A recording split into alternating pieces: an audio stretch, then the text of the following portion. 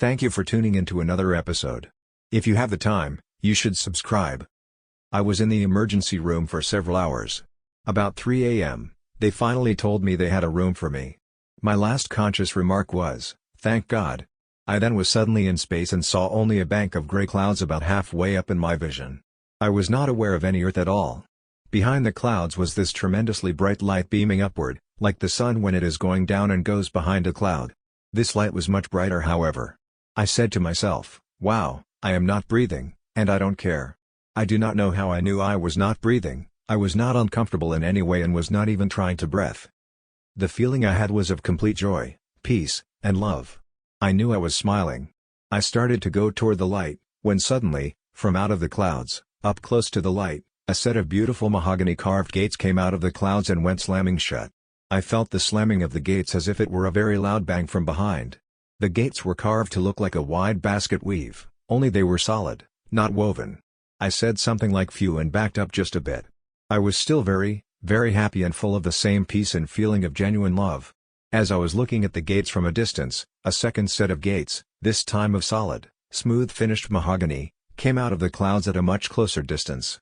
Again, I felt this very loud bang as they shut and I could feel my body vibrate when they shut. Again, I backed up just a bit, still feeling the same wonderful peace. Then, I seemed to be sitting on the end of a hospital bed and a very beautiful angel appeared standing before me. My arms were by my side and my hands were in my lap. She had a full head of very gold, shining hair, that seemed to glow like a halo, but it was her hair shining.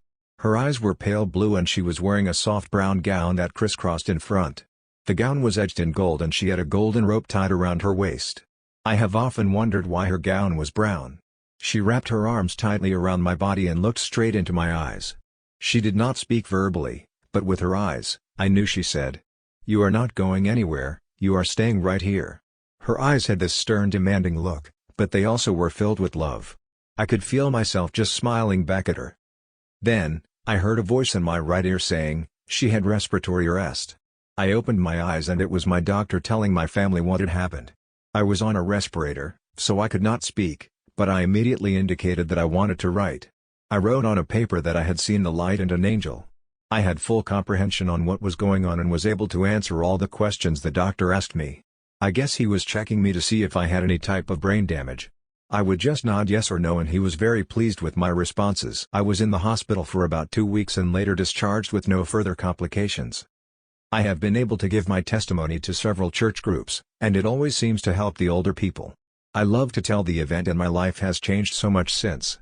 I feel such a love for all people and wish they could have the same peace that I do.